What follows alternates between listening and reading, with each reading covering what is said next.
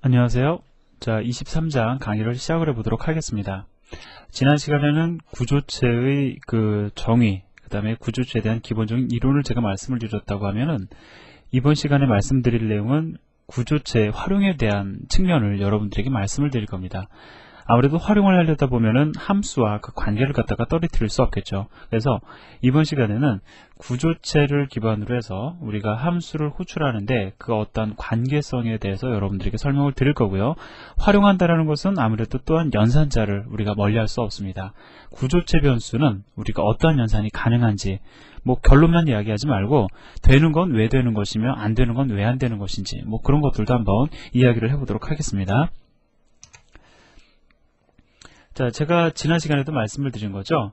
구조체 변수는 일반 변수하고 차이가 없다라고 말씀을 드렸습니다. 다만 구조체 변수라는 것은 사용자가 정의한, 즉 구조체를 기반으로 해서 사용자가 정의한 자료형의 변수인 거고, 그 다음에 기본 자료형 변수는 기본적으로 제공이 되는 자료형의 변수인 거죠.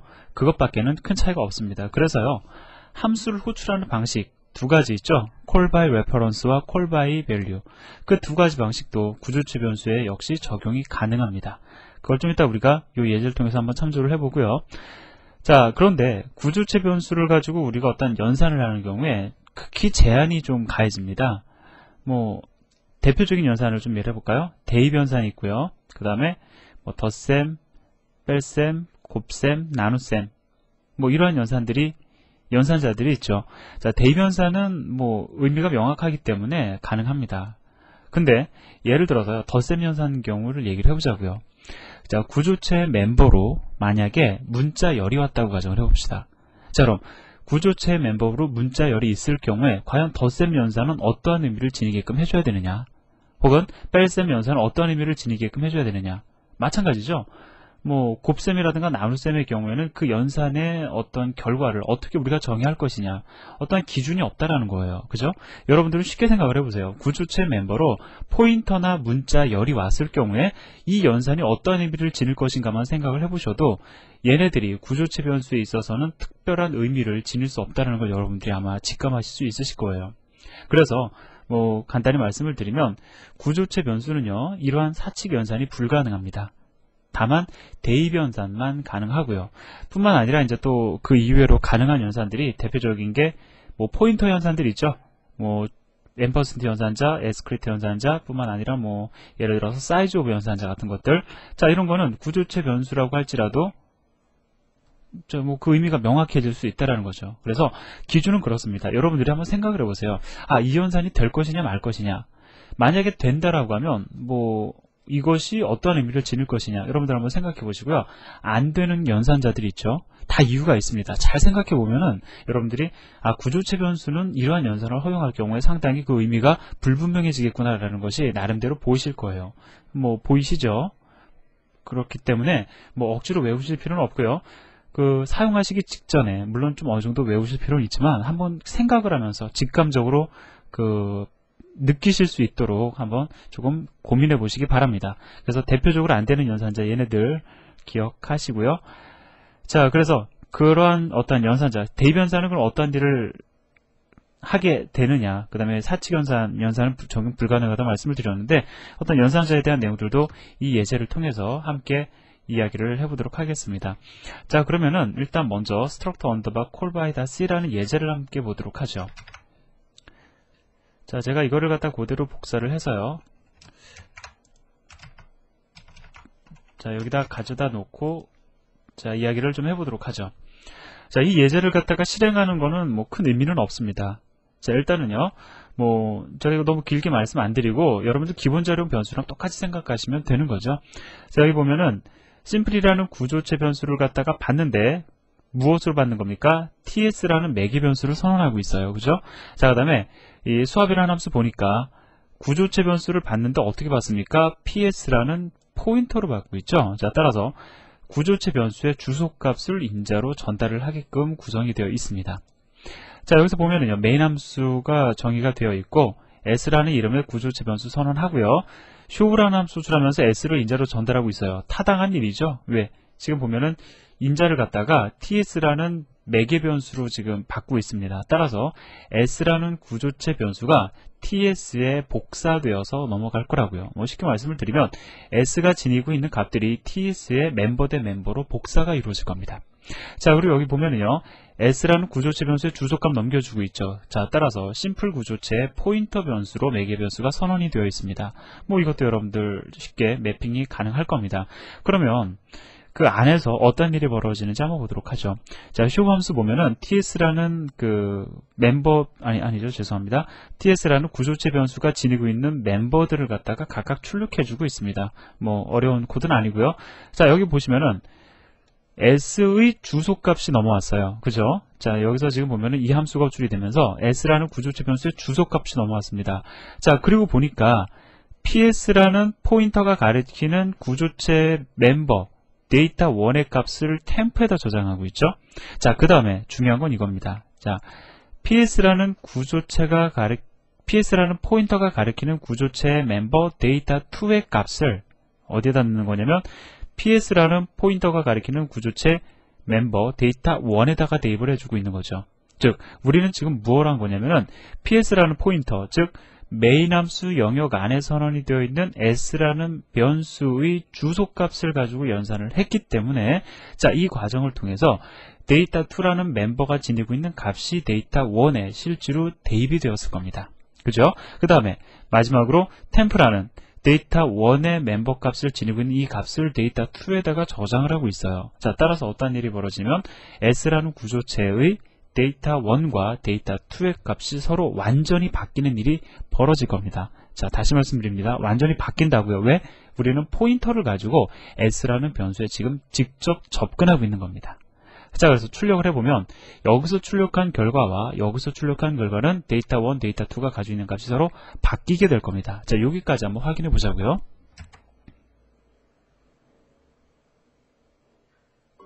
자, 컴파일이 끝났고 실행을 해보면, 자, 데이터 1과 데이터 2가 지니고 있는 값이 서로 바뀌어진 것을 확인할 수가 있습니다. 자, 여기서 우리가 그냥 넘어가지 말고요. 이거 한번 좀 얘기를 해보도록 하죠. s를 인자로 넘기는데 ts로 받아주고 있습니다. 그러면 우리가 이 부분에서 발생하는 연산이 어떤 연산이냐면 실제로 이 연산이랑 비슷한 거거든요. 자, s가 ts로 인자로 전달이 되니까 이때 일어나는 일, 즉 함수를 호출하면서 s를 전달할 때 일어나는 일은 복사에 의한 전달이잖아요. 무엇을 복사하는 거죠? 값을 복사하는 거죠. 따라서 이렇게 함수 전달할 때 일어나는 일은, 자, ts라는 변수를 선언하시고 s라는 변수가 지니고 있는 값을 이렇게 대입하는 연산이 실제로 값을 전달할 때 일어나는 연산과 동일한 겁니다. 값에 의한 복사이기 때문에 그렇다라는 거죠. 그럼 이걸 통해서도 알 수 있는 것이, 사실 구조체 변수는 대입 연산이 가능하다는 것을 여러분들이 간접적으로나마 여기서 확인할 수가 있어요. 그렇죠? 자, 요거는 또 다음 예제를 통해서 다시 한번 보도록 하겠습니다. 나온 김에 제가 말씀을 드린 거고요. 자, 그럼 이번에 볼 예제는 struct underbar op-c라는 예제를 보도록 하죠. 자, 이거를 제가 그대로 복사해서요.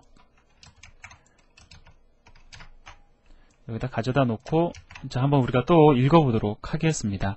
자, 여기서 지금 얘기하고 있는 거는 바로 이거죠. 자, 지금 보면은 S1이라는 구조체 변수를 선언하고 데이터 1과 2를 1과 2로 각각 초기화해주고 있습니다. 그리고 S2라는 구조체 변수를 선언했는데 초기화시켜주지 않았으니까 데이터 1과 데이터 2는 아마 쓰레기 값으로 초기화가 될 거라고요.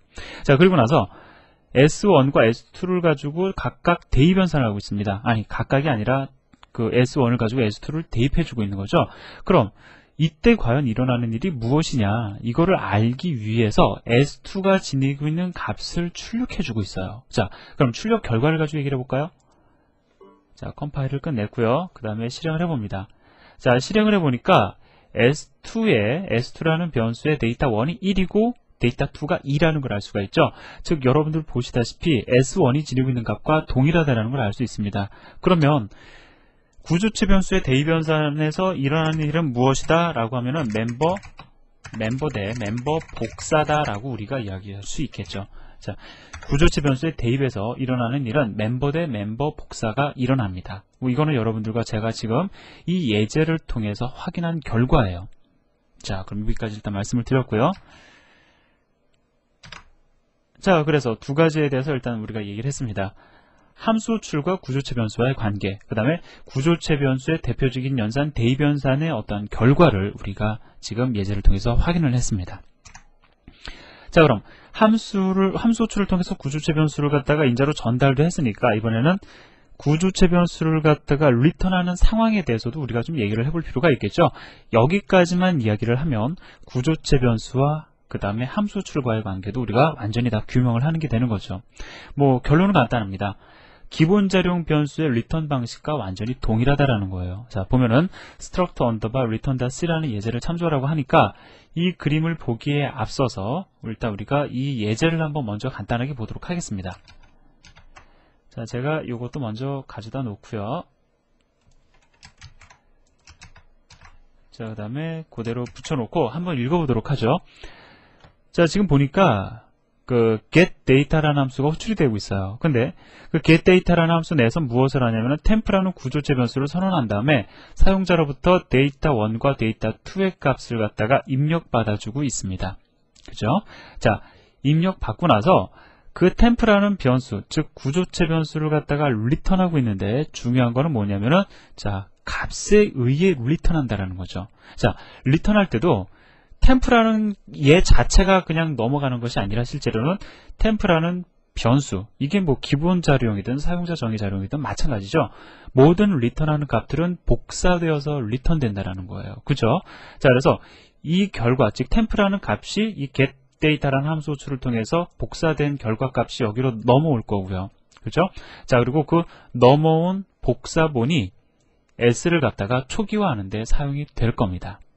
자, 그래서 출력해보면 얼마가 나오냐면은 우리가 여기서 입력된 데이터가 show라는 함수를 통해서 아마 보여지게 될 거다라는 거죠. 자, 뭐 컴파일하고 실행을 해보면요. 자, 3과 5를 제가 입력을 하겠습니다. 자, 쳐보니까 데이터 1은 3이고 데이터 2는 5라고 나와있죠. 자, 그러면 간단하게 제가 여러분들에게 이 코드를 설명을 드렸는데 한 가지 제가 더 추가적으로 말씀을 드리고 싶은 거는요. 코드는 명확한 게 좋아요. 예를 들어서 우리는 자, 이 연산자보다 이 연산자가 그 우선순위가 높다라는 걸 알기 때문에 괄호를 안 쳐줘도 되는 걸 알고 있습니다. 하지만 그걸 모르는 친구들도 있을 수 있거든요. 혹 우리도 혼동할 수 있기 때문에 자, 이렇게 괄호를 쳐줘서 조금 더 그 관계를 명확히 해주시는 것도 나쁘지 않습니다. 그래서 제가 책에서는 이렇게 예제를 만들지 않았지만, 그거는 이제 여러분들이 혹 우선순위가 그럼 이게 높아서 괄호를 쳐준 것이 아닌가 생각하실까봐 넣어주지 않았지만, 여러분들은 가급적이면 이런 거 억지로 외우실 필요 없어요. 이게 어떤 연산자가 더 우선순위가 높은가 그걸 외우실 것이 아니라, 가급적이면 괄호 많이 쓰셔서 이 관계를 갖다가 명확히 해주시는 것이 좋습니다. 자, 그러면은 그림을 보면서 이야기를 좀 마무리 지어보도록 하죠. 자, 지금 보니까 getData라는 함수가 호출이 되고 있어요. 그죠? 이 문장이 실행이 되면서 getData라는 함수가 호출이 됩니다. 그런데 getData라는 함수는 여차저차해서 temp라는 구조체 변수를 만든 다음에요. 그죠? 이 만들어진 temp라는 구조체 변수를 갖다가 리턴해주고 있죠. 그러면 실제로 이 리턴된 값이 temp가 그 자리로 올라가는 것이 아니라, 다시 말씀드리지만 템프의 복사본이 함수 호출된 위치로 대치되어서 넘어가는 겁니다. 제가 요걸 가지고 말씀을 드리기가 조금 거북스러우니까는요. 거북스럽다라는 표현은 좀 그렇고요. 약간 애매모호하니까 제가 예제를 하나 간단한 걸 만들어 볼까요? 우리가 점진적으로 이제 공부를 하면서 함수 호출에 대한 이해가 조금 더 이제 많아지는 겁니다. 자, 예를 들어서요. fct라는 함수가 있어요. 얘는 리턴 타입이 int입니다. 자, 그리고요. 예를 들어서 int a는 10이다. a라는 변수를 10으로 초기화한 다음에 a라는 변수를 갖다가 리턴하고 있어요. 자, 그러면 어떻게 되느냐? 여기도 a고 여기도 a니까 좀 혼동이 되네요. 그죠? 그러면 제가 a1, 물론 이름이 같아도 나쁜 건 아닙니다. 근데 여러분들 보시기 좋으라고 제가 이름을 바꿔드릴게요. 자, 그럼 우리가 지금까지 일반적으로 얘기할 때 어떻게 했냐면 fct라는 함수가 호출이 되면서 a2의 값이 리턴이 되면 얘가 그냥 바로 일로 넘어가는 것처럼 이야기를 했지만 실제로는 그게 아니라고요. 자, 일단 대입연산을 하기에 앞서서 함수 호출이 먼저 일어납니다. 그러면 함수 호출 결과, 자, 함수 호출이 끝나면 이 자리로 리턴 값이 넘어오는데 여기서 보니까는 a2라는 변수의 값을 리턴하고 있어요. 그럼 a2가 얼마를 지닙니까? 10을 지니죠. 그럼 10이라는 값이 복사되어서 넘어오는 겁니다. 다시 말씀을 드리면요, 이 문장은 int A1은 자 A2의 복사번 얼마죠? 10이 되는 거죠. 10이 넘어온다고요. 일단 자 그리고 나서 대입이 일어나는 겁니다. 아시겠죠? 자 그러면 여기서도 마찬가지라고요. 자 getData라는 함수를 호출하면서 temp라는 변수를 리턴하고 있어요. 그러면 어떻게 되죠? struct simple s라는 변수는 temp의 복사본에 일단 복사본이 1로 넘어와서 이러한 문장이 형성이 된 다음에 이 temp의 복사본 값이 바로 대변산에 의해서 s를 초기화하게 되는 겁니다. 뭐 새삼스럽게 제가 구조체 변수를 가지고 지금 함수의 리턴 함수 출시 함수가 끝날 때 리턴 될 때 구조체 변수가 어떻게 되느냐 따로 말씀드린 것 같지만 실제로는 기본 자료형 변수의 함수 출 그 과정과 완전히 일치한다라는 것을 다시 한번 강조를 하고요. 자 여기까지 해서 그 구조체 변수와 함수와의 관계, 연산자의 관계를 대략적으로 마무리를 짓도록 하겠습니다. 자 그러면요 구조체의 유용함에 대해서 좀 말씀을 드리도록 하죠. 자 조금 제가 지금부터 말씀을 드리는 내용은 여러분들이 그 도전 프로그래밍 있죠? 제가 22장 첫 번째 시간에 말씀을 드렸던 것처럼 문제를 많이 풀면서 느끼셔야 돼요. 프로그램을 많이 만드시면서 느끼셔야 되는 겁니다. 뭐냐면 구조체는요. 프로그램을 구현하시는 데 있어서 여러분들이 C로 프로그램을 구현하는 데 있어서 이건 선택이 아니라 필수입니다. 뭐 예를 들어서 내가 프로그램 구현하는 데 있어서 포인터 한 번 안 쓸 수 있어요. 자 포인터라는 거 내가 마음먹어서 안 쓸 수 있을지도 모릅니다. 물론 조금은 그 실제랑은 약간 거리가 먼 얘기가 되겠지만 아무튼 포인터는 프로그램에서 안 나올 수 있다는 겁니다. 저는 프로그램에서 C 프로그램에서 포인터 등장하지 않는 프로그램도 저는 본 적이 있습니다. 하지만 대부분의 프로그램에서는요. 그것이 좀 규모가 커지거나 그러면 물론 포인터도 등장을 하겠죠. 자, 좀 말이 조금 왔다 갔다 하는데 제가 여러분들에게 그 강조하고 싶은 건 뭐냐면요. 구조체라는 거 여러분들이 공부하시는 데 있어서 나 이거 사용 안 하면은 공부 안 해도 되겠지. 안 된다라는 겁니다. 구조체도요. 여러분들이 C로 프로그램을 구현할 때 반드시 등장하게끔 되어 있어요. 이건 아주 중요한 겁니다. 왜 그러냐면요. 우리가 C로 프로그램을 구현하다 보면은 이 어떤 원칙이 하나 있습니다. 자, 하나의 변수는요. 하나의 용도로만 사용이 되는 것이 좋고요. 그 다음에 하나의 함수는 원 함수는 한 가지 기능만 지니는 것이 좋습니다. 되게 보면 변수를 갖다 재활용한답시고 변수 하나 선언하고 뭐 이런 용도로도 사용하고 저런 용도로도 사용하는 거 별로 좋지 않다라는 거예요. 예를 들어서요. 여러분들이 for loop를 갖다가 2번 돌립니다. 자 그러면은 각각의 용도, for loop를 돌리는 용도가 각각이 뭐 예를 들어 다르자고 가정을 해보자고요. 그러면 우리는 변수 i라는 걸 이용을 해가지고 지금까지 루프를 돌려왔었죠. 물론 하나의 변수 int i 선언한 다음에 for loop를 갖다가 2번 돌리기 위해서 다 사용할 수도 있어요. 이 i를 여기서도 사용하고 여기서도 사용할 수도 있습니다. 하지만 i를 하나 선언하고 이 i는 이 for loop를 위한 것, 그 다음에 j라는 걸 하나 선언하고 이 j는 이 for loop를 위한 것으로 선언할 수도 있다는 거예요. 이것이 결코 나쁜 것이 아니다라는 겁니다. 왜? 하나의 변수는 하나의 용도로만 사용이 돼야 되는 거고요. 하나의 용도로만 탄생시켜야 되는 겁니다. 그 다음에 하나의 함수는 하나의 기능만 지니도록 구성을 하는 것이 좋은 프로그램이다라는 거죠. 이렇게 구분 지어 주셔야지만 변수도 구분 지어 주셔야 되고 함수도 구분 지어 주셔야지만이 프로그램의 가독성도 높아지고 훨씬 더 구조 자체가 좋아지는 거예요. 그런데 이렇게 용도를 정하시다 보면은요. 어떤 일이 벌어지냐면 변수들을 갖다가 묶을 수가 있게 돼요. 예를 들어서요. 10개 변수가 있습니다. 그러면 용도별로 자 묶다 보면 A라는 용도, 어떤 A라는 목적을 위해서 탄생된 변수들이 존재할 거고요. 자, 그 다음에 B라는 목적을 위해서 탄생된 변수들도 존재할 거다라는 거죠. 자, 마찬가지로요. 함수도 A라는 목적을 위해서 탄생된 함수들이 있을 거고 B라는 목적을 위해서 탄생된 함수들도 있을 겁니다. A, B라고 하니까 너무 추상적이죠. 예를 들어서요. 우리가 비디오 관리 시스템을 갖다가 구현한다고 가정을 해보자고요. 그럼 비디오 그 아이템 관리죠. 그 비디오 가게에서 쓰고 있는 비디오 아이템 관리 보면은 비디오 테이블 관리하기 위한 목적으로 탄생된 변수와 함수가 독립적으로 존재하게 되고요. 그 다음에 고객 관리를 위해서 등장하게 되는 변수와 함수들이 자, 독립적으로 등장하게 된다라는 겁니다. 그러다 보면은요, 이렇게 기능을 갖다 잘 나눠보시면 이렇게 어떠한 부류들이 형성이 되는데 이 부류들을 형성하는 변수들은 가급적이면 구조체로 묶어주시는 것이 프로그램의 관계를 갖다가 명확히 하시는 것이 됩니다. 그래서요, 여러분들이 사용하시는 뭐 운영체제라든가 아니면 여러분들이 봐왔던 실제로 지금 상용화되어 있는 모든 프로그램들은 시로 구현이 되어 있다라고 하면 구조체가 등장하지 않을 수 없다라는 거죠. 자, 그래서 여기까지 말씀을 드리면서 구조체에 대한 중요성을 말씀을 드렸고요. 자, 앞으로 여러분들이 뭐 자료 구조를 공부하시다 보면은 또 역시 구조체의 어떤 필요성들 더불어 느끼실 겁니다. 근데 자료 구조까지 가실 필요 없고요. 제가 22장에서 말씀드렸던 것처럼 도전 프로그래밍 문제 제가 찍어드린 거 있죠? 그거 반드시 구조체 사용 안 하는 형태로 예제 바꿔보세요. 그러면 구조체라는 것이 이렇게 좋은 거구나 여러분들 스스로 느끼실 수 있을 겁니다. 자, 그래서 여기까지 해서 일단 23장 첫 번째 강의를 마무리를 짓고요.